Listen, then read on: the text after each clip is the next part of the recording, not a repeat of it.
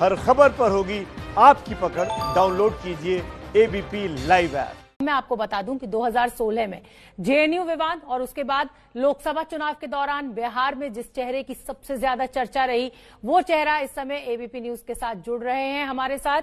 एक बार फिर बिहार में चुनाव है और सबके मन में सवाल यही कि इस बार क्या करने वाले हैं कन्हैया कुमार। कैसे हैं कन्हैया जी, आप कहां गायब हैं? क्या तैयारियां चुनाव की? तारीखों का ऐलान हो गया है? सबसे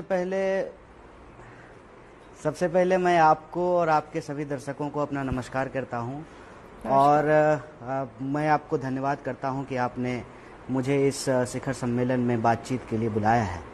आपने कहा कि चुनाव है, तारीखों का ऐलान हो गया है।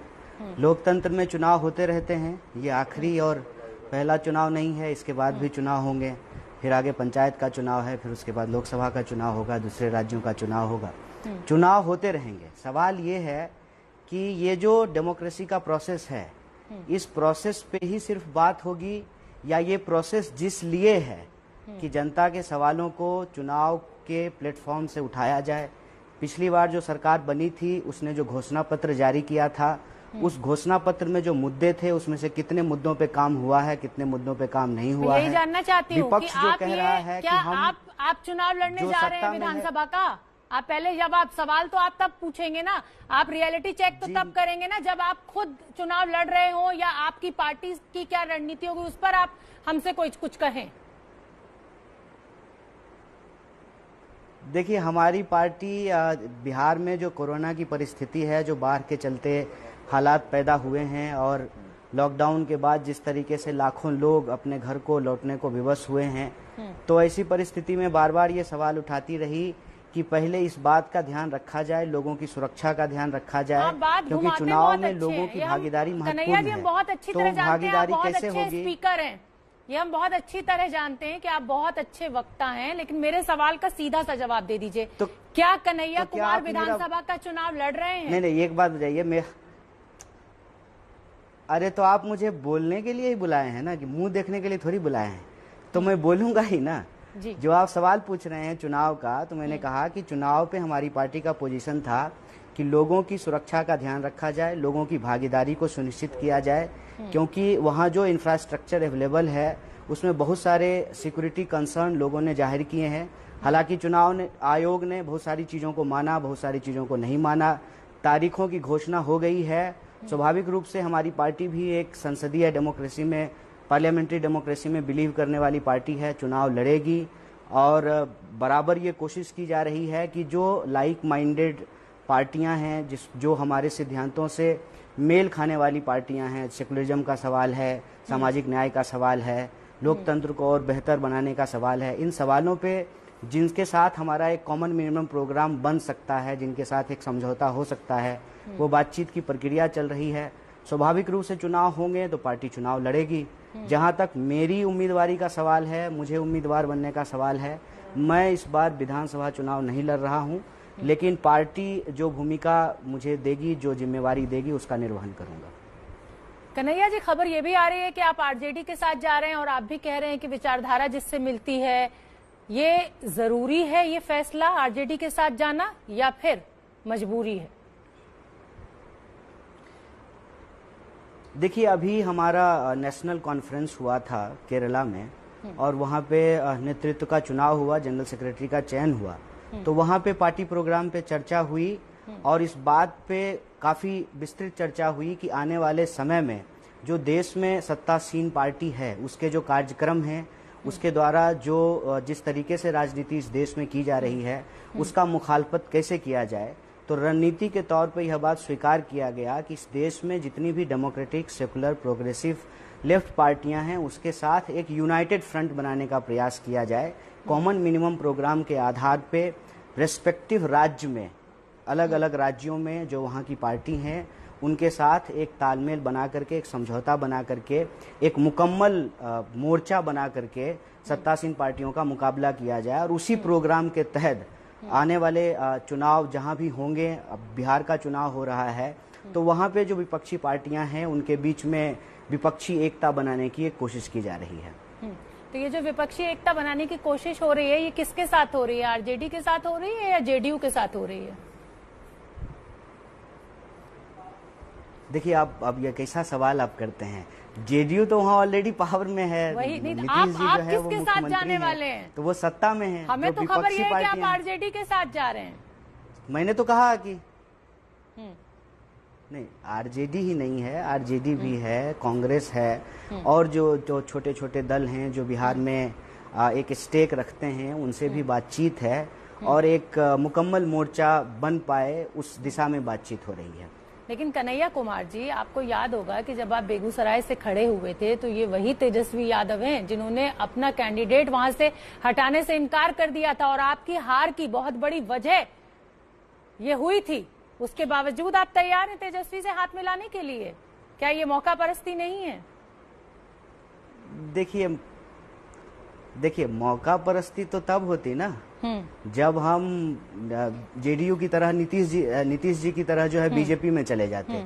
इसको मौका परस्ती कहते हैं। जो लोग विपक्ष में बैठे हुए हैं, जो सत्ता से बाहर हैं, उनके साथ तो एक एकता बनाने का प्रयास करना ही चाहिए।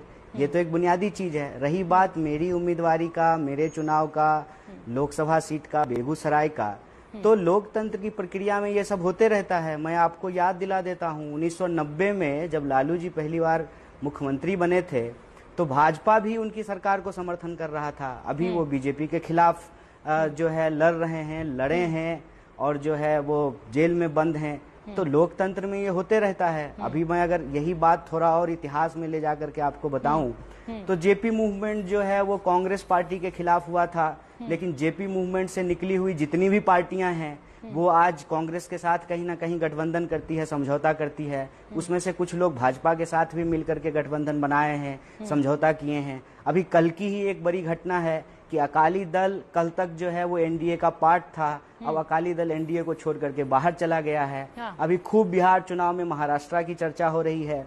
शिवसेना बीजेपी का घटक दल था, साथ में लोग सरकार बनाए, उसके बाद समझौता टूट गया और शिवसेना और कांग्रेस एक दूसरे के धूर विरोधी थे, अभी साथ में मिलकर के सरकार बना रहे हैं। अभी मैं और थोड़ा सा इतिहास में जाऊं तो जो लोग कांग्रेस पार्टी को तोड़ करके बाहर निकले थे, आज कांग्रेस पार्टी के साथ मिल कि मतलब राजनीति में ये मौका परस्ती सिर्फ कन्हैया कुमार में नहीं है। ये सारे राजनीतिक दलों के आपने नाम मुझे गिना दिए, लेकिन मेरा सवाल इससे इतर है कन्हैया कुमार जी, लोकतंत्र में विरोध करने के लिए जनाधार होना। सुनिए, आप गलत बात सुनिए। अरे मेरी बात सुनिए मैडम, मेरी बात सुनिए। आप गलत शब्द का प्रयोग कर रहे हैं। आपके यहाँ एक मैडम है रूबिका जी, वो पहले जी न्यूज में थी, तो क्या वो मौका परस्त थी कि वो जी न्यूज छोड़ करके एबीपी न्यूज में आ गई? विचारधारा के साथ कॉम्प्रोमाइज नहीं किया। सभी चैनलों का काम जो है वो खबरें दिखाना है, चाहे वो जी न्यूज में खबरें दिखाएं और चाहे एबीपी न्यूज में दिखाएं। आपस में लड़ना भी है ना। सेब और नारंगी का तुलना कर रहे हैं। ये सेब और नारंगी की तुलना मत कीजिए। अच्छा चलिए, थप्पड़बाजी करना भी विचारधारा है क्या? राजनीति पे आते हैं कन्हैया जी, राजनीति पे आते हैं। नहीं, ऐसे नहीं, भागिए मत। देखिए मैं टिपिकल पॉलिटिशियन नहीं हूँ कि आप कुछ भी बोल करके भाग जाएंगे। नहीं, आप मेरे सवालों का जवाब दीजिए। विचारधारा का सवाल नहीं है, प्रोफेशन का सवाल है। तो क्या रोड पे थप्पड़ चलाना प्रोफेशन है? ऐसी बात मत कीजिए, इस तरह के शब्दों का इस्तेमाल मत कीजिए। पूरा देश आपको देख रहा है कन्हैया जी। मेरा सवाल है, लोकतांत्रिक प्रक्रिया में समझौते होना, मुद्दों को तय करना और उसके आधार पे, मुद्दों के आधार पे एकता बना करके चुनाव में जाना, फिर उन मुद्दों पे अगर असहमति होती है तो अलग होना, ये लोकतंत्र की प्रक्रिया है। ठीक है, मैं यूपीए की बात बताता हूँ। यूपीए में लेफ्ट पार्टी कांग्रेस पार्टी के साथ थी यूपीए 1 में। उसके बाद परमाणु समझौते को लेकर के 1-2-3 समझौते को लेकर के कांग्रेस और लेफ्ट का जो है समझौता टूट गया। फिर जब यूपीए 2 बना तो लेफ्ट पार्टी उसमें शामिल नहीं थी। ये इस देश का लोकतांत्रिक इतिहास है।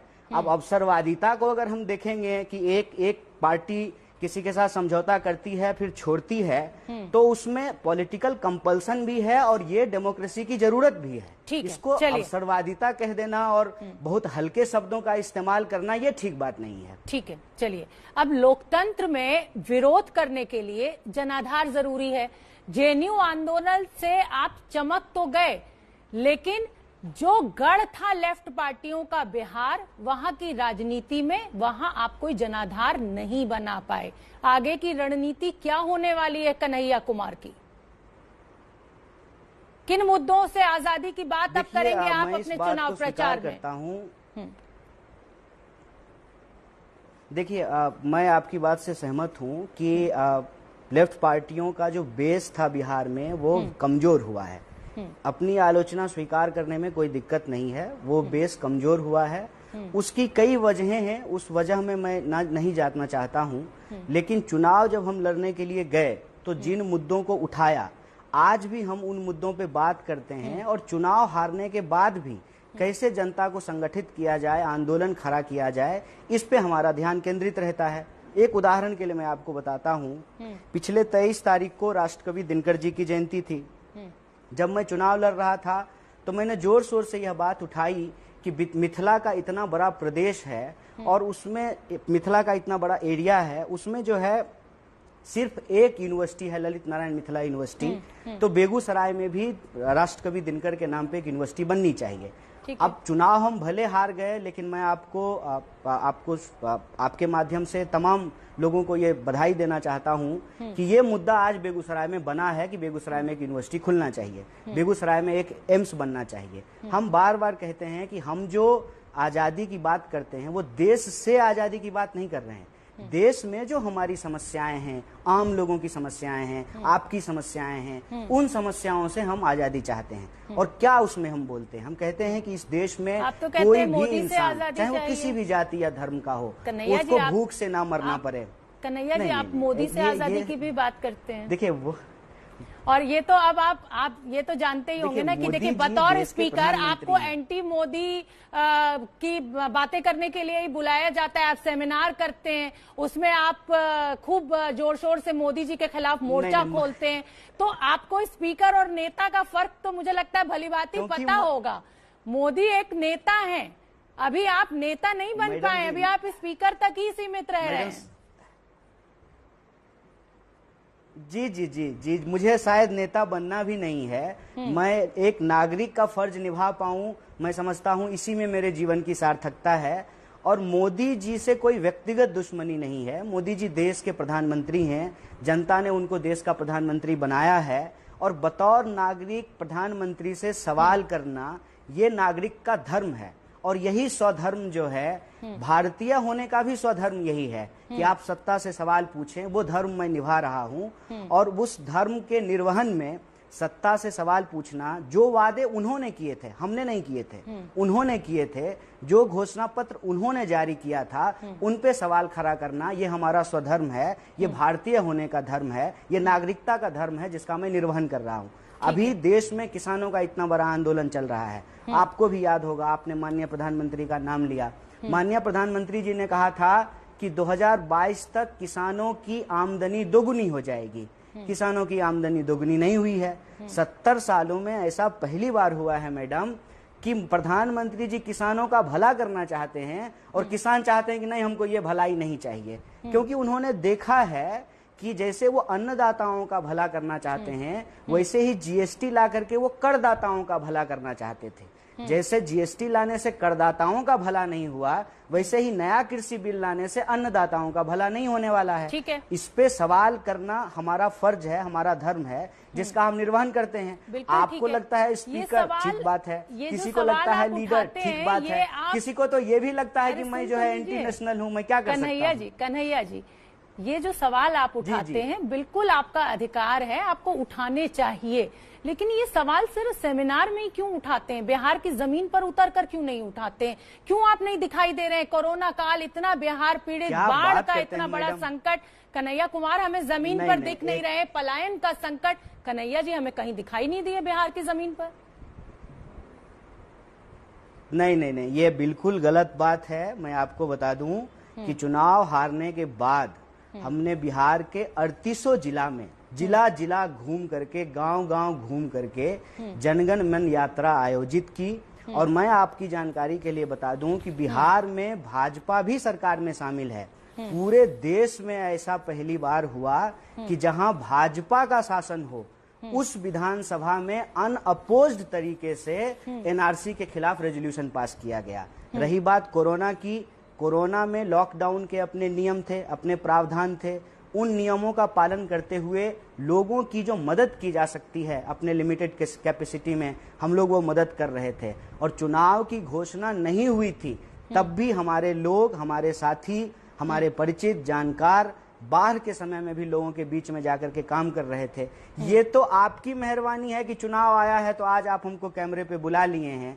चुनाव से पहले कोई खोज ही नहीं रहा था, कोई देख ही नहीं रहा था, तो हम दिखाई कहाँ से पड़ते। आप तो कन्हैया जी बतौर स्पीकर बुलाए जाते हैं। हमने आपकी वो जो भीड़ थी, आप जिसका जिक्र कर रहे हैं, हमने वो खूब भीड़ भी देखी। आप लगातार ये कह भी रहे हैं कि कन्हैया कुमार को नेता नहीं बनना है। जब नेता नहीं बनना है तो कन्हैया कुमार चुनाव क्यों लड़ते हैं? कन्हैया कुमार इस तरह से जमीन पर जाकर नारे क्यों लगाते हैं? और जिस जनाधार की बात मैं कर रही हूं, मैं आपको याद दिलाना चाहती हूं कि 2015 में 98 सीटों पर आपकी पार्टी ने चुनाव लड़ा था और जिसमें से 96 पर आपकी जमानत भी जब्त हो गई थी। नहीं, फिर आप गलत सूचना दे रही हैं मैडम जी। आप एक जिम्मेदार टीवी के एंकर हैं। आप सही कर मैं आपसे आग्रह करता हूं कि टीआरपी की इस होड़ से अपनी साख, बिल्कुल गलत बात है। लोग तो मेरे बारे में भी कहते हैं कि हमारी जमानत जब्त हो गई, जो साफ साफ झूठ बात है। मेरी जमानत जब्त नहीं हुई, लेकिन व्हाट्सएप मैसेज के आधार पे अगर 1.36% वोट आपको मिला था। मैं लेकर बैठी हुई हूँ कन्हैया कुमार जी, मैं गलत सूचना नहीं दे रही हूँ, ये मैं लेकर बैठी हुई हूँ। 1.36%। अच्छा बता दीजिए मुझे, बेगूसराय में कितना वोट मिला था? मैंने ये तो नहीं कहा कि आपकी जमानत जब्त हो गई थी। बेगूसराय में कितना वोट मिला था? मैंने ये तो नहीं कहा कि आपकी जमानत जब्त हो गई थी। हाँ, मैं पूरी पार्टी की बात कर रही हूँ, मैं जनाधार की बात कर रही हूँ। लोकतंत्र में जब विरोध की बात करते हैं तो जनाधार जरूरी होता है, मैं ये बात कर रही हूँ। तो ये तो हम स्वीकार ही कर रहे हैं ना। इससे हम कहाँ इनकार कर रहे हैं? इससे हम कहाँ इनकार कर रहे हैं कि मोदी जी देश के प्रधानमंत्री बने हैं, जन समर्थन उनको मिला है, वो देश के चुने हुए प्रधानमंत्री हैं, और जो विपक्षी पार्टियां हैं उनका जनाधार कमजोर हुआ है। ये बात मैंने कहाँ अस्वीकार की है? मैं ये कह रहा हूँ कि विपक्ष चाहे कितना भी कमजोर हो जाए, लेकिन विपक्ष होने का धर्म तो उसको निभाना पड़ेगा ना। सत्ता से सवाल तो उसको पूछने पड़ेंगे। जो वादे किए गए हैं जनता से, उन वादों पे कितना काम हुआ है, उस पे सवाल तो खड़ा करना पड़ेगा।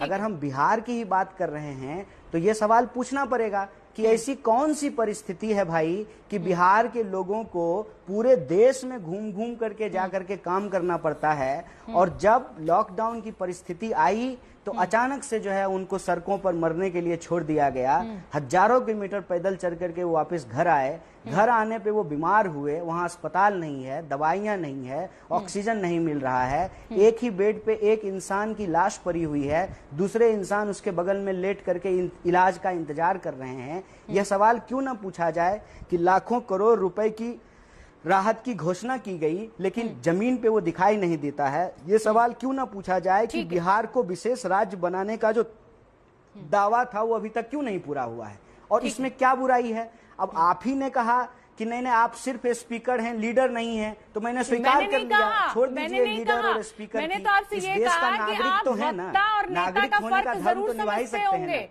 मैंने ये बिल्कुल नहीं कहा कि आप नेता नहीं हैं। मैंने तो आपसे ये कहा कि वक्ता और नेता यानी स्पीकर और लीडर का फर्क आप जरूर समझते होंगे। चलिए अब मैं इससे आगे बढ़ना चाहूंगी। आप सवाल पूछते रहिए और ऐसे ही आगे बढ़ते रहिए, मेरा इसमें कोई ऐतराज नहीं है। मेरा अगला सवाल ये है कि क्या दीपिका पादुकोण को जेएनयू जाने की सजा मिल रही है? क्योंकि मनोज तिवारी से जब हमने एबीपी न्यूज से बात की थी तो उन्होंने कहा था कि नशा लेने से कई बार दिमाग भटक जाता है और इसीलिए देश विरोधियों के साथ दीपिका जेएनयू में खड़ी हो गई थी। देखिए, सबसे पहली बात तो यह है कि मैंने आपके ही चैनल के एक पत्रकार को, काफी जहीन पत्रकार हैं, उनसे जो है मैंने इस संबंध में चर्चा की, और उन्होंने मुझे बताया कि मनोज तिवारी जी का बयान ये है कि वो जेएनयू गई या तो इसलिए नशा लेने करने लगी, या वो नशा करती थी इसलिए जेएनयू गई। तो इस पे मेरा जो है साफ साफ जवाब था कि ये एक इंस्टीट्यूशन को बदनाम करने की साजिश है। जबकि रियलिटी क्या है? रियलिटी ये है कि हर साल सरकार उस यूनिवर्सिटी को बेस्ट यूनिवर्सिटी का खिताब देती है, राष्ट्रपति का बेस्ट यूनिवर्सिटी का पुरस्कार उसको मिलता है। अभी जो यूनिवर्सिटी की रैंकिंग आई है उसमें भी वो टॉप यूनिवर्सिटी में शामिल है। आप किसी भी मंत्रालय में चले जाइए, वहां जो आपको सीनियर सचिव मिलेंगे, आपको जो सेक्रेटरीज मिलेंगे वो जेएनयू से पढ़े हुए मिलेंगे। देश के अलग अलग जिलों में आप घूम करके देख लीजिए, आपको डीएम जेएनयू से पढ़े हुए मिलेंगे। आप अलग अलग विषय के एक्सपर्ट को उठा करके देख लीजिए, आपको जेएनयू से पढ़े हुए लोग मिलेंगे। देश विरोधी नारे लगाने वाले भी जेएनयू में ही मिल रहे हैं, ये भी तो समस्या खड़ी हो रही है ना कन्हैया जी। समस्या एक और है, ये तो आपने कहाँ कुछ हुआ मैडम, कहाँ कुछ हुआ? मैं यही कह रहा हूँ, 4 साल हो गया, ये 16 की घटना है, 2020 में हम बैठे हुए हैं, अभी तो जा करके उसमें चार्जशीट का परमिशन हुआ है, उसका ट्रायल नहीं शुरू हुआ है।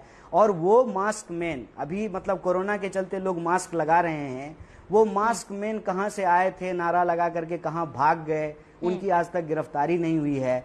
मैडम, क्यों हम लोग मुद्दों को भटकाते हैं? क्यों हम जानबूझ करके ऐसी फर्जी बहस खड़ा करते हैं जिससे देश की जनता का कुछ नहीं हो सकता है? जे नारेबाजी हुई, गलत हुआ, सरकार और पुलिस उस पर कार्रवाई करेगी, लेकिन असल सवाल ये है क्या कि कहाँ नारेबाजी हुई, कौन नशा ले रहा है, कौन नशा नहीं ले रहा है? असल बात तो ये होनी चाहिए ना, देश के लोगों का इनकम कम हो गया है, इकोनॉमी -24% चला गया है, बेरोजगारी 45 साल में सबसे ज्यादा हो गया है। आपके क्षेत्र की अगर हम बात करें तो रोज लोगों के सर के ऊपर तलवार लटका हुआ है कि कब उसकी नौकरी चली जाएगी। क्या पता कल को आप भी ट्विटर पे ट्वीट करें कि मेरी नौकरी एबीपी न्यूज से चली गई है। आए दिन न्यूज चैनल बंद हो जा रहे हैं, स्ट्रिंगर को पैसा नहीं मिल रहा है, किसानों को उनके फसल का दाम नहीं मिल रहा है। गुड़ मत दीजिए, गुड़ की सी बात तो कीजिए। ये हो रहा है ना, मैं यही कह रहा हूँ ना, ये मुद्दा है। नहीं, मैं ये कह रहा हूँ कि ये मुद्दा है, इस पे बात होनी चाहिए। कौन नशा ले रहा है, कौन नारेबाजी किया है,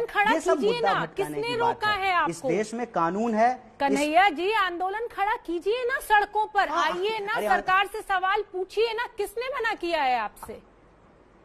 कांग्रेस ने एक पूरा देश बंद का, किसानों ने एक देशव्यापी बंद का ऐलान कर दिया। हमें तो कन्हैया कुमार कहीं नहीं दिखे, हमारे सारे रिपोर्टर्स फील्ड में मौजूद थे।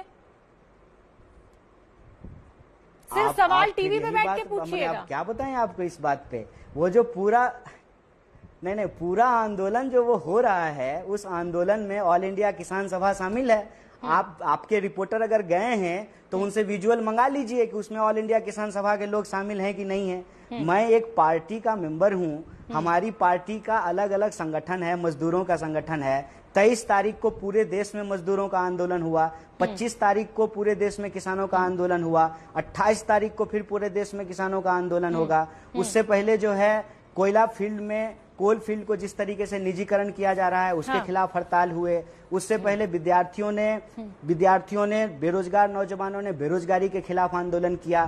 तो ये तो आंदोलन हो रहे हैं, लेकिन एक बात तो हमको समझनी होगी ना कि कोरोना के चलते, लॉकडाउन के नियमों के चलते अब पारंपरिक राजनीति का वक्त खत्म हो गया है। बड़ी रैलियां आयोजित नहीं की जा सकती है, उस पुराने तरीके से प्रदर्शन नहीं किए जा सकते हैं। जब परिस्थितियां ईज होंगी, जैसे चुनाव को ही आप देख लीजिए, बिहार में चुनाव ट्रेडिशनल तरीके से तो नहीं हो रहा है, नई परिस्थितियों में चुनाव हो रही है, रैलियों की इजाजत नहीं है, आप बड़े जो है रोड शो नहीं कर सकते हैं, 5 गाड़ी से ज्यादा इस्तेमाल नहीं कर सकते हैं। तो जो परिस्थिति है, उस परिस्थिति की व्यवस्था को समझते हुए ही आप आंदोलन करेंगे, उसकी लिमिटेड कैपेसिटी में।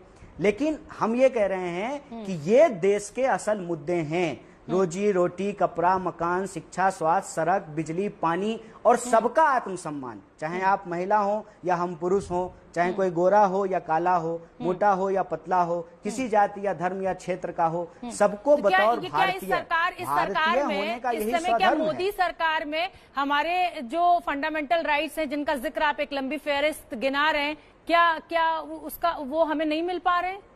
क्या मोदी सरकार को आप फेल मानते हैं? देखिए, एक बात है, मैंने कभी ऐसा नहीं कहा है कि जो समस्याएं हैं वो मोदी जी के आने से पैदा हो गई हैं, ये मैंने कभी नहीं कहा है। लेकिन जो लोग ये कहते हैं कि ये सारी समस्याएं तो पहले से ही थी, तो ये समस्याएं पहले से थी तो पहले से दूसरी पार्टियां राज भी कर रही थी। लोगों ने विकल्प के तौर पे प्रधानमंत्री को क्यों चुना? क्यों उनको इस देश में आप कह लीजिए अधिकतम बहुमतों में से एक बहुमत दिया है उनको?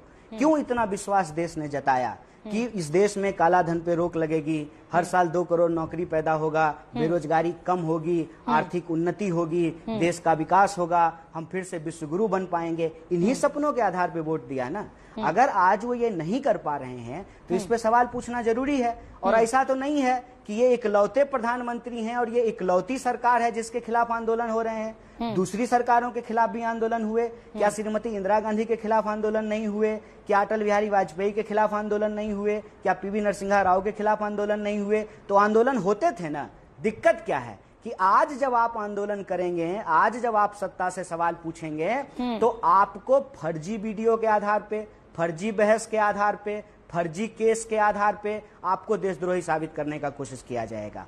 आप देखिए कि जो लोग दंगा रोकने का प्रयास करते हैं उनको जेलों में डाल दिया जाता है। जो खुलेआम दंगा भड़काने का काम करते हैं कौन आपको देशद्रोही साबित कर रहा है? कौन लोग हैं? कौन लोग हैं? खुल के बोलिए ना, नाम लीजिए।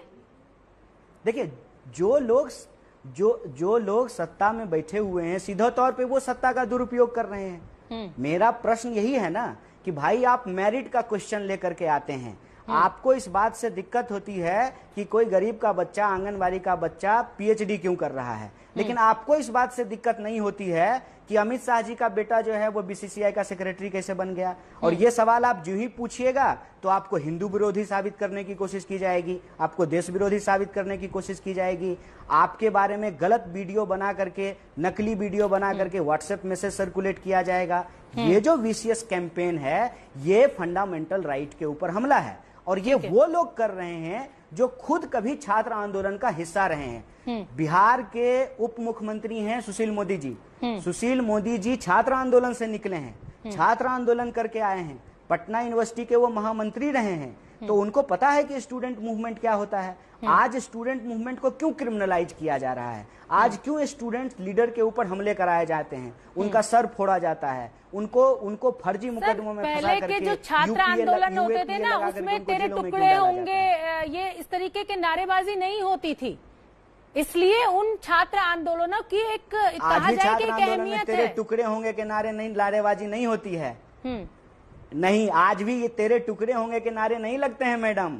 इतनी सत्ता के सामने सरेंडर मत कीजिए। आज भी नारा यही लगता है कि राष्ट्रपति हो या चपरासी की संतान, सबको शिक्षा एक समान। आज भी यही नारा लगता है। शिक्षा पर जो खर्चा हो, बजट का 10वां हिस्सा हो, आज भी यही नारा लगता है।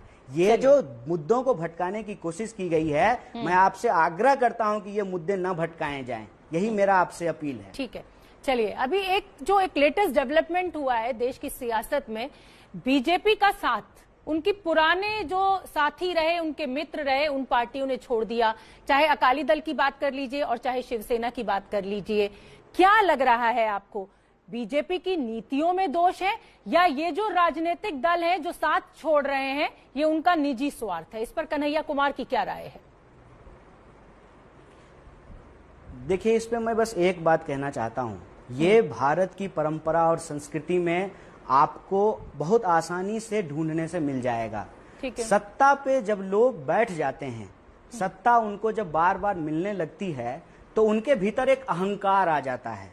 इतिहास गवाह है कि जब भी कोई सत्ता अहंकारी होती है तो उस अहंकार पे चोट होता है। ये जो पार्टियां हैं इनके साथ कंधे से कंधे मिला करके कभी कांग्रेस के खिलाफ आंदोलन किया करते थे। कांग्रेस को सत्ता से हटाने के बाद जब से भाजपा सत्ता में आई है, अपने ही सहयोगियों को के प्रति उनका अहंकारी रवैया है। और ये जो सत्ता का अहंकार है, उस अहंकार का ही नतीजा है कि आज उनके पुराने साथी उनका साथ छोड़ करके जा रहे हैं। ठीक है, मेरा आखिरी सवाल आपसे यही है कन्हैया कुमार जी कि राजनीति में अब हम कन्हैया कुमार को अगले 10 सालों में कहां देखने वाले हैं? देखिए, राजनीति में जो होगा वो तो होगा। बस मैं एक बात इससे पहले जोड़ दूं कि जो भी मैं आपके साथ बातचीत कर रहा हूं इसे व्यक्तिगत तौर पे ना लिया जाए। ना ये आपके ऊपर व्यक्तिगत टिप्पणी है, ना ये आपके ऊपर चैनल के ऊपर टिप्पणी है। राजनीति में हमारा धरा जो है वो निर्धारित है। हम सत्ता के विरुद्ध, जनता के हक में जो उसके बुनियादी सवाल है उसके साथ खड़े हैं। रही बात राजनीतिक रणनीति की, तो उसी रणनीति का हिस्सा है कि हम कभी चुनाव लड़ते हैं, कभी चुनाव नहीं लड़ती हैं। रही बात किसी के साथ अलायंस करने की, तो परिस्थितियों के हिसाब से अलायंस होता है, अलायंस टूटता है। इन सबसे परे जो मैं एक बात चाहता हूं बतौर नागरिक जो राजनीति में स्थापित होनी चाहिए, जिसके लिए मैं लगातार कोशिश कर रहा हूं और मुझे लगता है कि आखिरी सांस तक हम लोगों को कोशिश करनी चाहिए, वो ये कि लोकतंत्र उत्तरोत्तर गति से लगातार आगे बढ़ते हुए मजबूत होना चाहिए। और लोकतंत्र का मतलब ये होता है कि जो लोक के सवाल हैं, जो जनता के सवाल हैं, उस पे राजनीति खड़ी होनी चाहिए। आप देखिए बिहार का भी चुनाव हो रहा है, 15 साल बनाम 15 साल, बताइए इसका क्या मतलब है। आज जो बिहार के लोग झेल रहे हैं उन मुद्दों पे बात होनी चाहिए। बाढ़ का निदान क्यों नहीं हो रहा है, किसानों को उनके फसल का दाम क्यों नहीं मिल रहा है, क्यों बिहारी लोगों को अपना घर परिवार छोड़ करके दूसरे राज्यों में काम करना पड़ता है, मजदूरी करते हैं, मेहनत करते हैं और साथ में अपमानित भी होते हैं। आप दिल्ली में रहे हैं, हम भी दिल्ली में पढ़े हैं, हर बात के लिए एक गाली के तौर में बिहारी शब्द का इस्तेमाल किया जाता था। तो ये परिस्थिति बदले, हमारे राज्य में रोजगार के अवसर हो, विकास के मुद्दों पे बात हो और जनता के जो बुनियादी सवाल हैं उसके इर्द गिर्द राजनीति खड़ा करना, जनता को इकट्ठा करना, उसके लिए संघर्ष करना। और उसी संघर्ष का एक रणनीति है कि जब जरूरत पड़ेगी तो चुनाव भी लड़ेंगे। मैं और मेरी राजनीति बिल्कुल स्पष्ट है, हम सत्ता और शक्ति के साथ नहीं, निर्बल और आम लोगों के साथ खड़ा होने का प्रयास करते रहेंगे। चलिए, हमारी बहुत बहुत शुभकामनाएं कन्हैया कुमार जी आपको, और ऐसे ही आगे बढ़ते रहिए और जिस नई राजनीति का सपना आप देश को दिखा रहे हैं, बिहार को दिखा रहे हैं, उस पर आगे बढ़ें। बहुत बहुत धन्यवाद आपका, एबीपी न्यूज के लिए आपने समय निकाला।